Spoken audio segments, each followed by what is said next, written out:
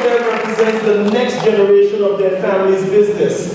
And we're here to talk about moving your business to the next level. So first of all, I would like for them to, each of them to reflect for a minute on what business that their family started out in, and what was the key lesson learned, passed down, that you have treasured from your father, mother, the person who was in business that you took over from. When I start with you, Noah.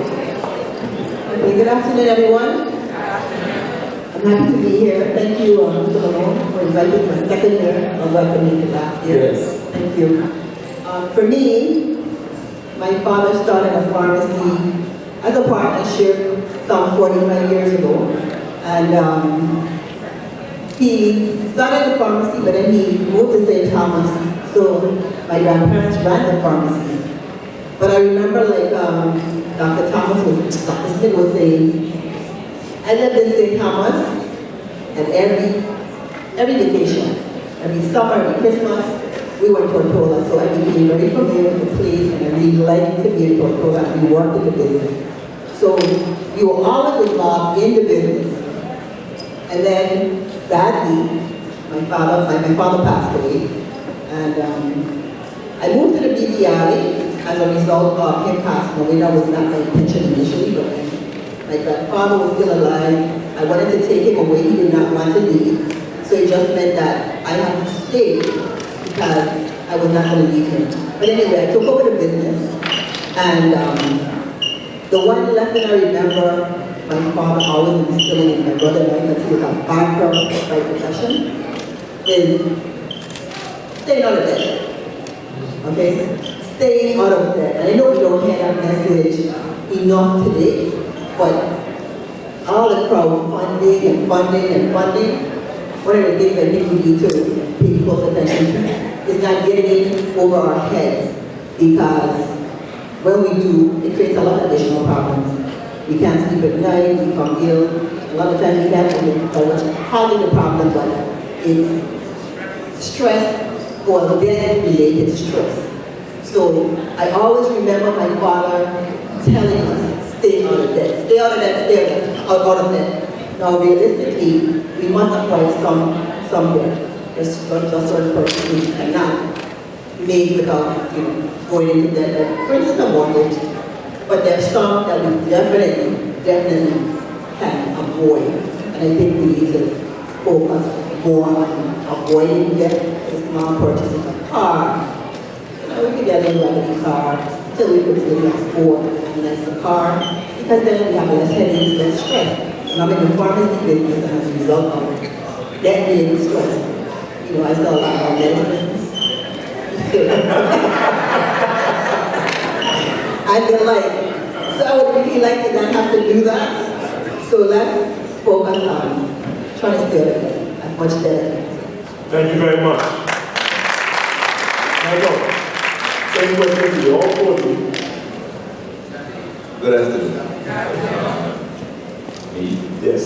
as usual, excellent job. Thank you for being here. What I remember growing up is my dad started this business literally under a cherry tree at home in my grandmother's yard. And as a kid growing up, that's kind of what we remember. Eventually moved into town, started Prospect Road, did have contracts with Prospect with Robert Brick, and couldn't find material on island. So he basically started buying product, and bought product, and basically operated for a while out of Prospect while it was under construction. And that eventually evolved into going up into Brooklyn, where he had built an apartment building, and at the bottom of it basically set up a store. And I could remember at the age of 13, I didn't really go to high school. My dad took one look at me and said, you know what, I need to stay home long enough to stand to work. And I went thinking it straight. And I ended up spending most of my young life in Brooklyn.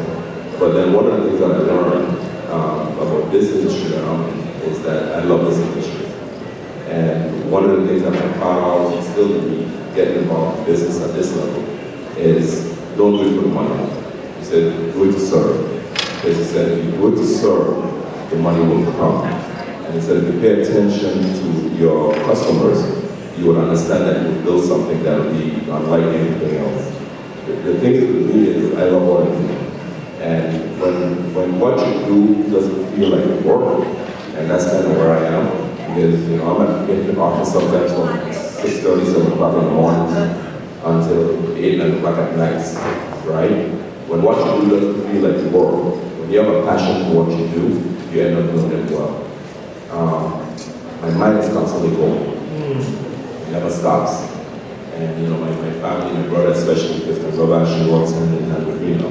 And he goes like, I don't know what you see, I don't understand how you see it, I don't understand the things that you really see. But he said, I know if I leave it to you, it's going to come into fruition sooner or later. You have to have a passion for this. And guys, if your dreams don't scare you, then you're not dreaming big enough. Yes, absolutely. So the challenge for me taking on this project, I brought all of the sales and heard just about every little thing you can possibly hear. This is a 50-year-old family-run business. I'm the second generation in our company.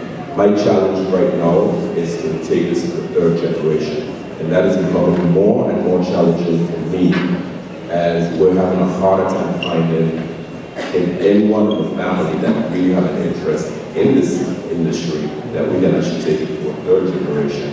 So again, as a result of all of this, I'm in the process right now of restructuring and doing a whole bunch of different things. And I'm sure most of you actually come to the facilities, you'll see the constant changes, the constant evolvement, the constant growth, because you can't stop. If you stop, the guy used to say, if you stop working, you'll die, you know what to do. Well, at 53, if I stop right now, I wouldn't know what to do myself. So my mind is constantly going. And that's one more thing that I got from my dad. I grew up with this man, literally out of the house at 6 in the morning, back in at 7, 8, 9 o'clock at night, and it's just constantly going. And I never saw my dad go. And I hate to also do that story, but I said, the most time I spent with my dad after that is when I went to work. And then I started understanding what it meant to work, the time that you have to put in to make it successful. You can't run a business from 9 to 5 and think it'll be successful. It doesn't work like that. You've got to put the time into making it work. So enjoy what you do. And like I said, make it a passion, because if you're not passionate about it, you should do it. If you're passionate about it, it really wouldn't feel like work. Fantastic. Excellent. Leon, thank you. So, good afternoon, everyone. I don't know if I could answer without these answers here. My story is a little bit different. I'm honored to be sitting here with some of the superstars of that world. I consider myself to be one of the younger ones. But just like everyone else, we have businesses that we grew up. We met them. The business that I'm in is equipment. I actually met my father taxiing.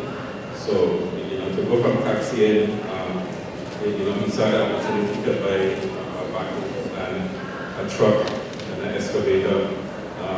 For me, the thing that inspired me about him was like most of the stories I heard, when you have guys that didn't even have the opportunity to go to high school. So these guys are self-taught, fixing businesses. So it was very exciting for me, especially being a boy growing up around equipment. Every young boy wants to pick up and drive a truck or a backhoe or something. So I actually had that opportunity.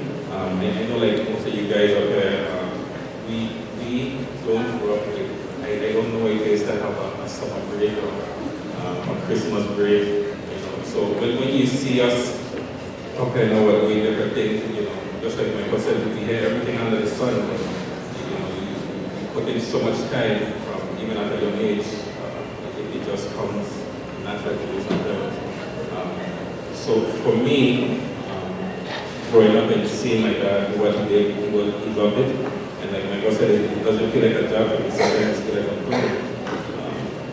But from that, I was able to actually branch out into different things.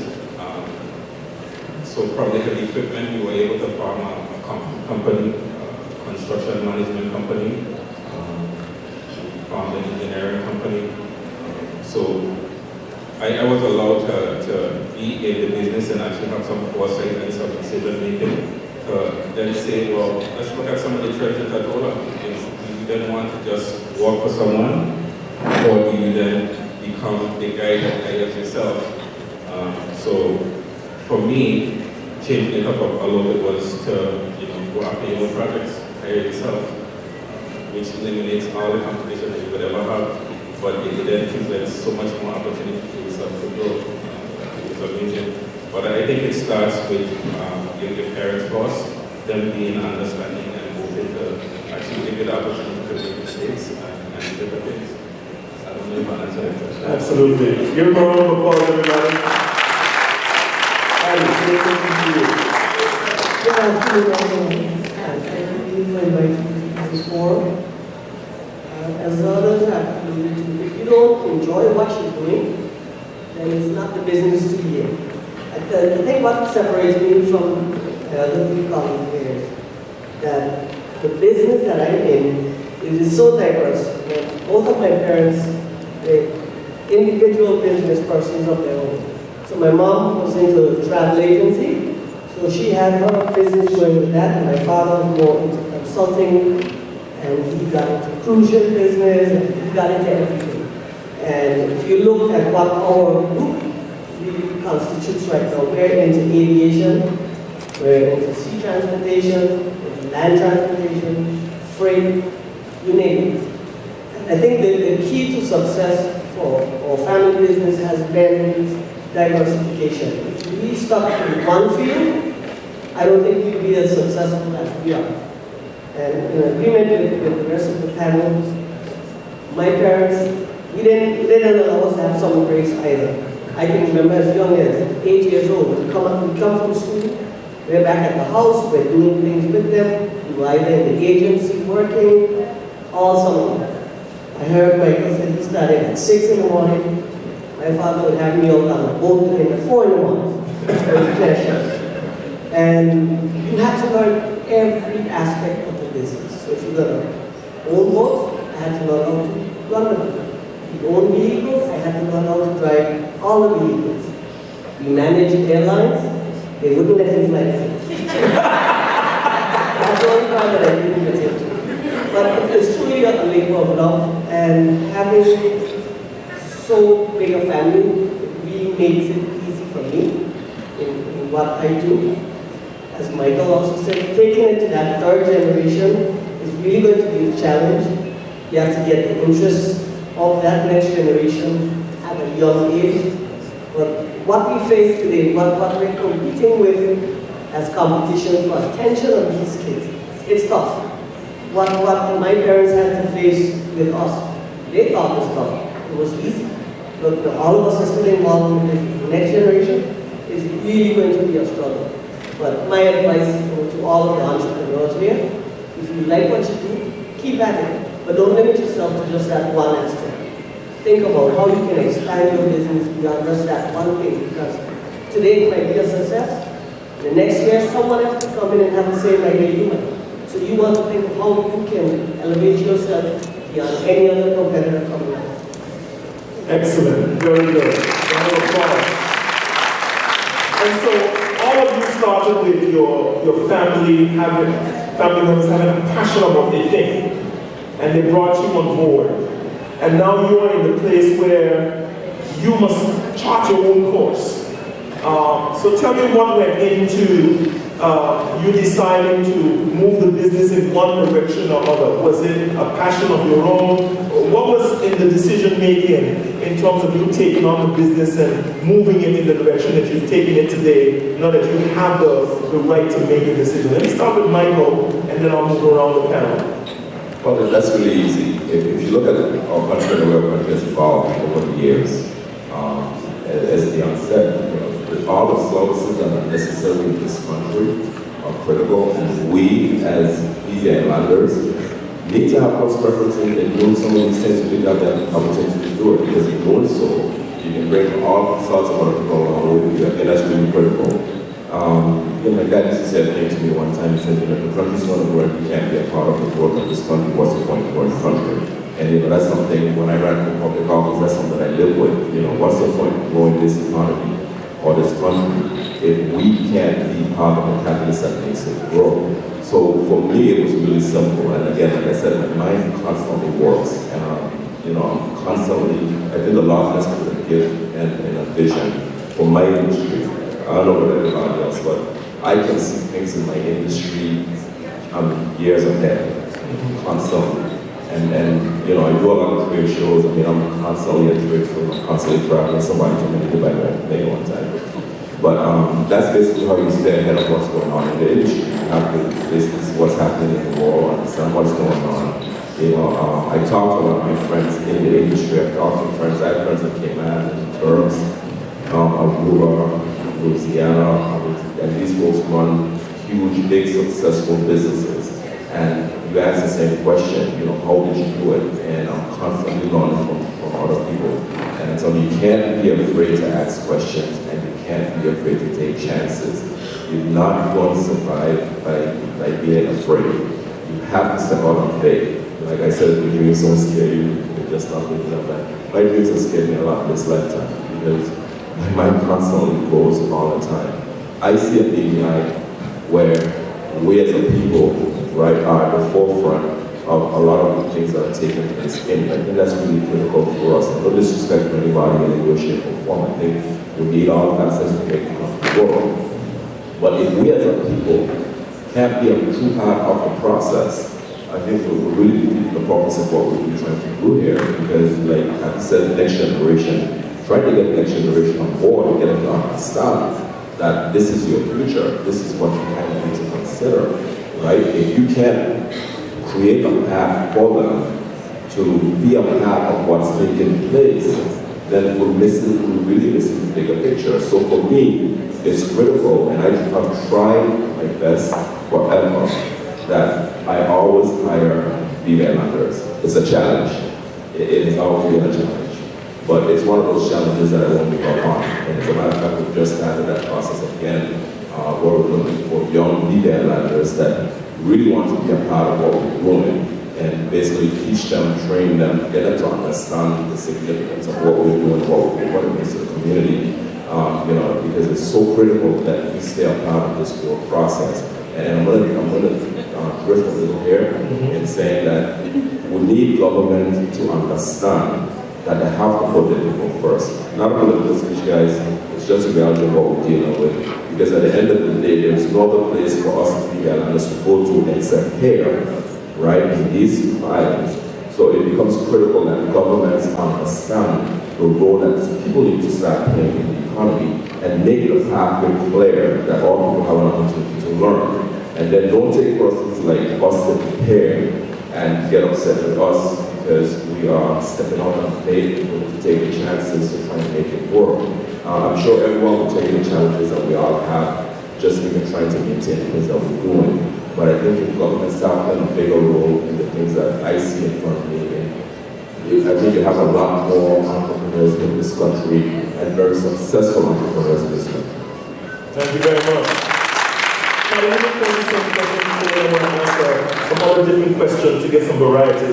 As you chart the way forward, what's part of your decision-making process in terms of the direction you take Ramasco Group, or at least assist in taking Ramasco Group forward? What's forefront of your mind as you look into the future and where you take Ramasco forward? Well, as a family business, the first thing I always have to look at, how is it going to benefit the family? Yes. It's a big family for us. Yeah. And whether they're involved or not, I have a role to play, which is to make sure that everyone gains from it. And after the family, then the next step is to make sure that the employees are also going to gain from it.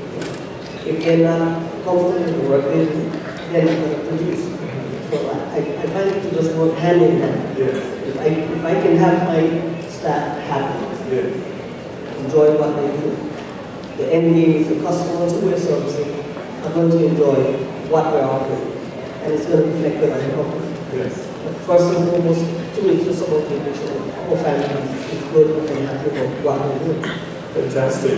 I want to switch a little bit now, because if we sit here, we'll think that all you guys have is success.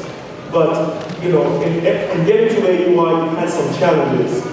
And what I think the young entrepreneurs want to know is, how do they overcome those challenges? So I want to start with you, Yona.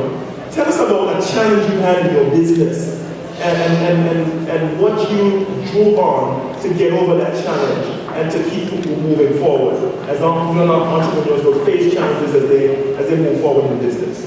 And then I want to also pose that question to Dion.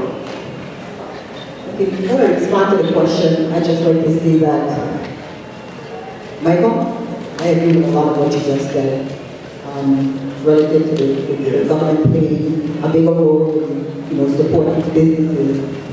Because to me, my biggest challenge has been support from government. That has been my biggest challenge. The challenges I face within my business, making business decisions, to me are a piece of cake. You have to step out on faith when you're running a business. You have to try things. You have to make calculated risks.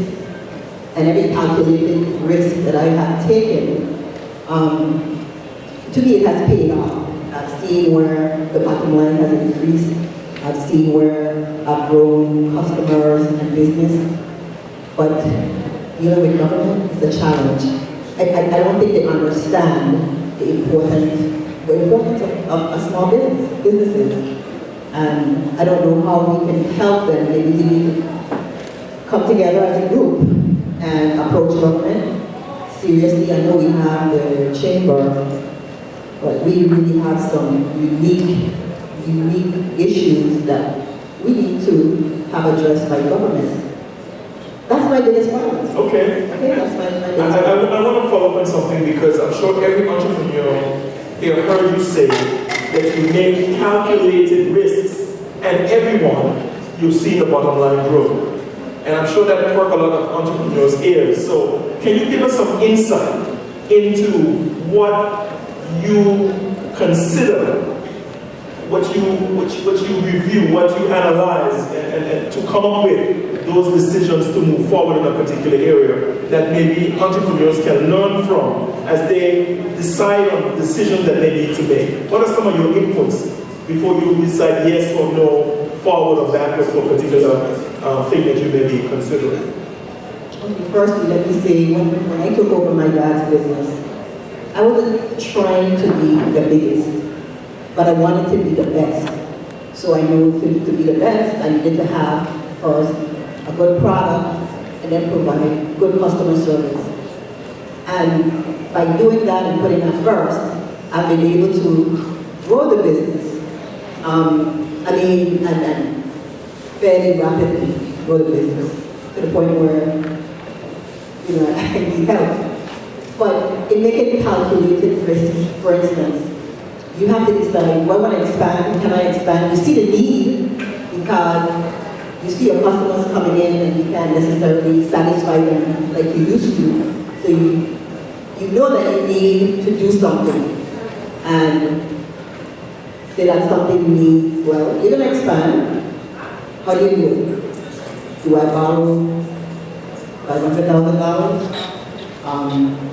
You have to actually do some, financial analysis. If I do this, what's going to be the benefit? And if you're not versed in certain areas, if you're not versed in the financial area, you get help. If you're not versed in the legal area, you get help. Fortunately for me, I can touch in every area.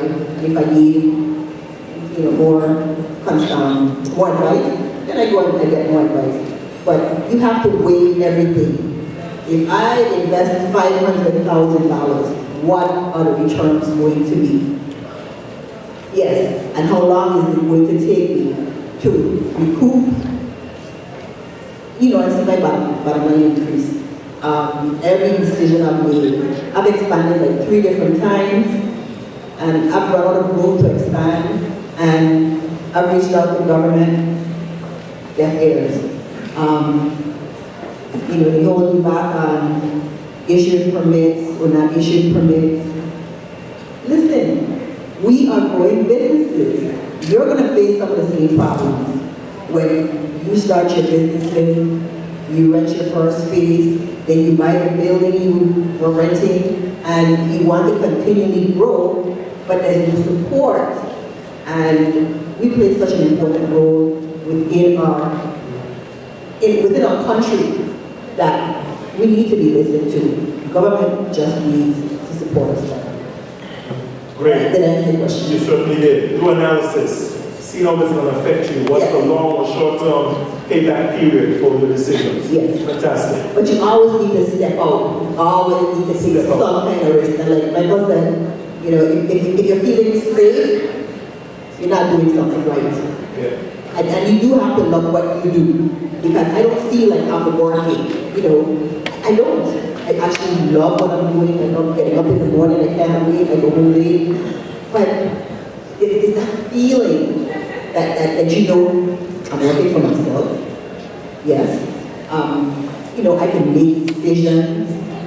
A lot of times now, somebody invites you to a meeting, it's like, you only want to sit with the people that can make decisions, because otherwise you're wasting your time. Because that person has to call somebody, and then he has to call somebody before you know it, you've wasted an hour, half an hour, 2 hours. So it's a good feeling to have. Just, being a decision maker, making your own decisions. Excellent. Leon, I was asking that question. Question was challenges. Challenges and how you overcame it.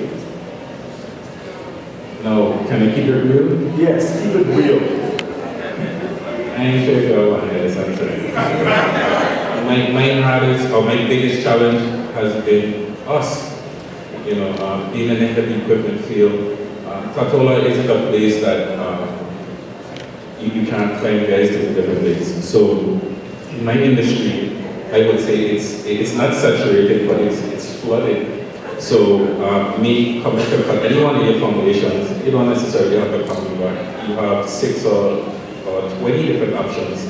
So the biggest challenge that I've met is people just try to take advantage of opportunities when they present themselves. So you call me, you call someone else, you call someone else. That has been the biggest challenge that we had. So to get over that challenge, we then just lie down and stand your phone, try to call these people every day about money's owed. We saw an opportunity where, we said, well, if these people ain't gonna pay, why not pay yourself? So instead of just having a heavy equipment company, we then branched off and did project management and brought in our own quantity surveyors, so we price our own jobs and we hire ourselves and pay ourselves. Even though we might take a little on, we know it's guaranteed. So being realistic, that's one of the biggest issues that we've had. I'm going to stick up here and bash the government, these guys. We do have a lot of different challenges outside of being local. Like Michael alluded to, you have these industries and you have locals that can get the jobs done in all of these different industries, but we don't necessarily get the opportunity that someone else has. Let me give you an example. So you have multiple projects going on many different islands. In my field, before these projects ever take off, people are already assigned. So we sometimes get the dregs of these major projects, and you have guys that's more than qualified to get these jobs done. Because they're calling on the tail end to fix all of the problems. And in fixing these problems, you understand that you're just as competent as these guys. You can do the same things. So why don't we have the same opportunities that they have in your own place? I don't think I could go somewhere and have the opportunities that they would have if I go there. All right. I want to ask a last question to each of you. Because you guys, I see you as at the forefront of the industry and the economy in the British Virgin Islands. You're at the forefront, you're looking out, and you're charting the way. And so as you look out into the future, and as these entrepreneurs are looking out for themselves, what do you see as the greatest opportunity and the greatest threat to the continued success of your business, and it may relate to the business that they might be pursuing. And to the opportunity and to the threat, what do you see as the thing that needs to be done to reduce that threat to the business going forward? So Michael, I see you got the mic first, and then Dion, you said hold on to the mic, and so Patty, and then Nona, since she gave up the mic. Michael, yeah, just said keep it real, and so did Nona. Yeah. Right? I'm sure I can take it the same. Guys, hear me out. This is our home. At the end of the day, regardless of what happens, regardless of what anybody thinks, and I love everybody. I mean, I don't have a prejudice more in my body. I think we need our people to get along and to work in this community.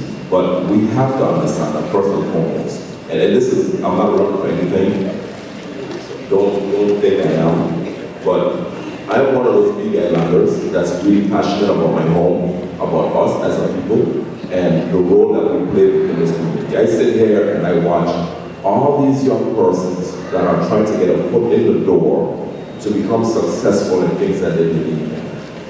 Where are you guys going to be in the next 10, 15 years? How are you going to benefit from what's taking place in this community? And I'm sorry, but it's going to be right back to government again. And it's not just this government, it's pretty much all governments that have ever been in office that doesn't understand what it takes to do business in this community. We're spending, you ask me what dangers I see, yes. We're spending in excess of nearly $100 million as a people, right, as a country within the U.S. Virgin Islands and Puerto Rico, close to $100 million.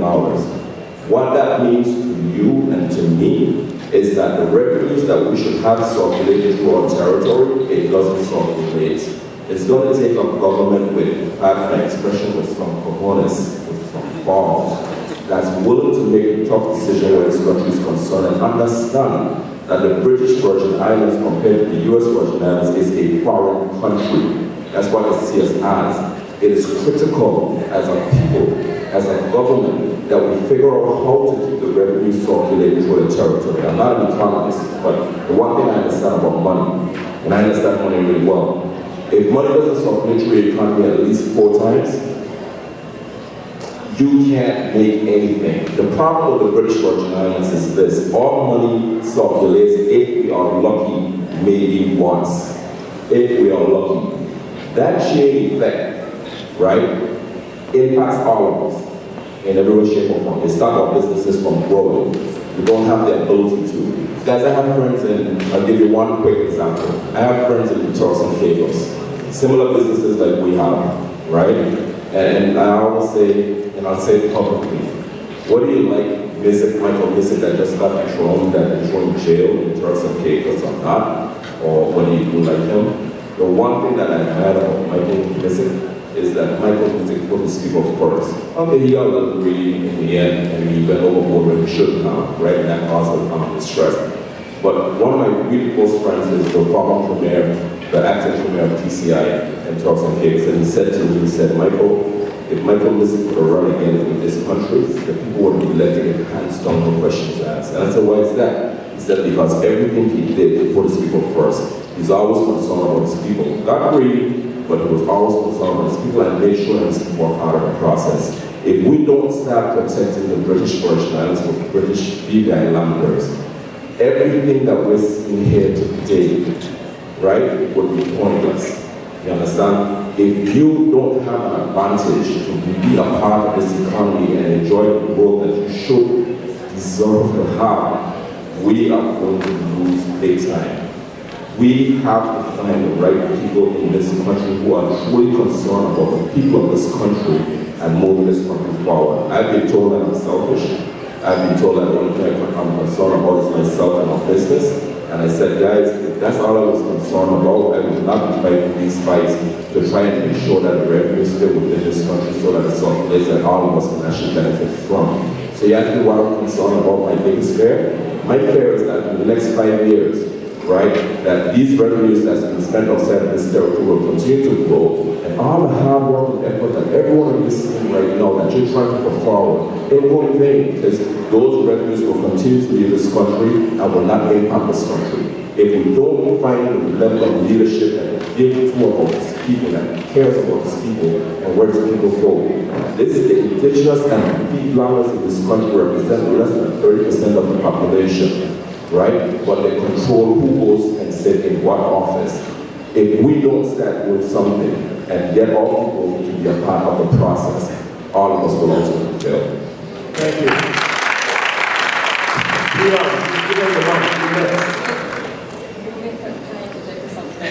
Oh. I know it's not the time now, but then I don't want to. You want to interject? All right.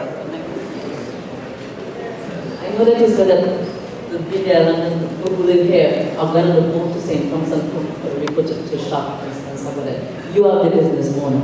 You are blaming the company. And unfortunately, excuse our ignorance, we are blaming you two as a business person who will have your product for 3 times more. And even if I catch the boat to go St. Thomas or the plane to go Puerto Rico, it still costs less. And if I pay tax to come in here, it still costs less. So you explain to me what your responsibility is in regards to that, and what the government's responsibility is. Let me explain to you real quick, right? Because I get tired of all this craziness that I hear all the time, right? Yes.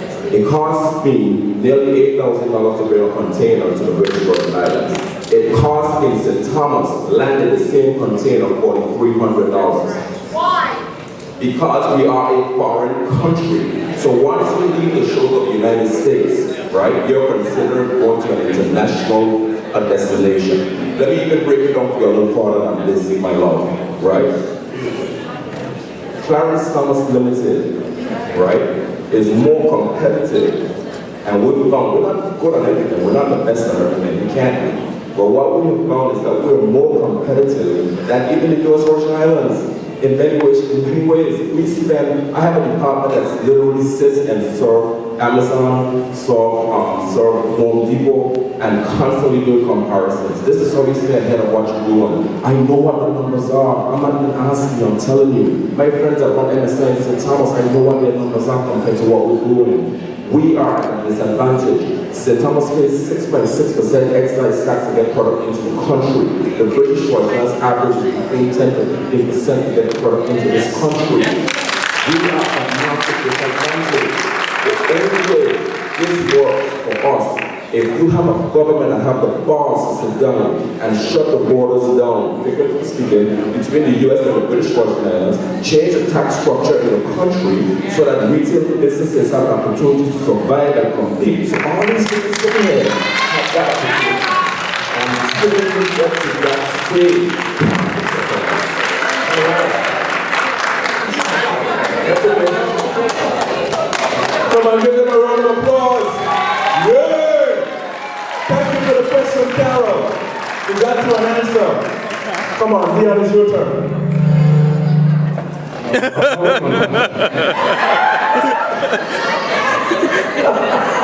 I feel like I just said that. Alright, but as far as opportunities, like guys, like, are you serious, man? Like, do you guys see what's happening in the world? Do you guys sit back and watch trends? You know, look for different like niches. For me, what I realized in the business that I'm in, you don't need to have all of the money. You know, you don't need to have all the resources. You don't need to have none of that. You just need to have really good and interesting like concepts. You know, you make a presentation and you sell yourself. You know, why would I buy $200,000 truck before I have the job to have it sitting, paying all of the different taxes and everything else? And that's why I see happening in Katola, my industry. Like, we have so much money here in Katola, whether you want to believe it or not. Guys can take up that kind of money and invest in different things. But for me, like I said, you just have to sit back and look. You got to look at the trends. You know, something got to happen with the airport. You know, something has to happen with rooms at Katola.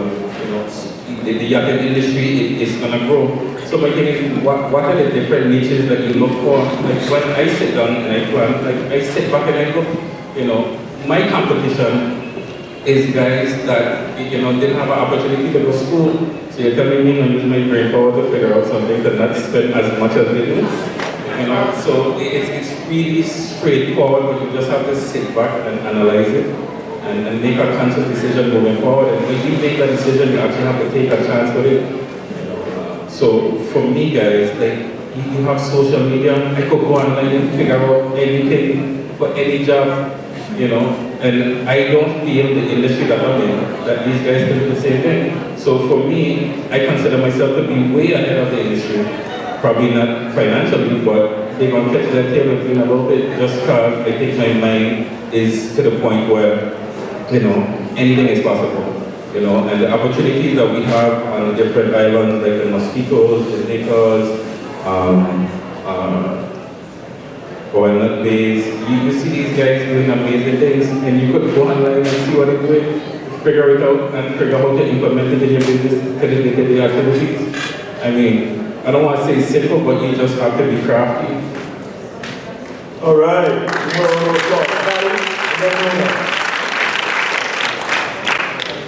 Opportunities. The BPI have been traditional in the industries that they had. Tourism has been our mainstay for pretty much the last decade, if you want to say that. And we ventured off into the trust business, and we see that trend already on its way down. Tourism is resurging. To me, that's the biggest opportunity for the country and for everyone that's in here that's trying to start a business. It's very broad, and it's literally every one of you in here can be a part of that industry. From a product that you're selling to a service that you're selling. Get on board. That's where we're going to be heading. That's the industry that's going to be resurging. And I'm not getting into what government can and cannot do, because to me, government, they're saying they want more government involvement. Me as a business person, the less government is involved, the better. You stand a chance if they just get out of your way and allow it. I heard you last night making reference to giving entrepreneurs a chance to just let their wings be free, let them fly. And if you don't have government to do it, you will surge. What I see as our greatest threat, it's that bucket, that crab in the bucket mentality. You decide you want to do this business, this one, and you start counting your into 10 businesses, somebody else in the country is going to be jealous and say, why are you doing this? Why are you doing that? Why are you doing all of that? Just ignore it. Get every little thing you can and just stretch your mind. Do not limit yourself to one thing. Get out of that bucket as fast as you can and then be your own boss. You already have done to this time.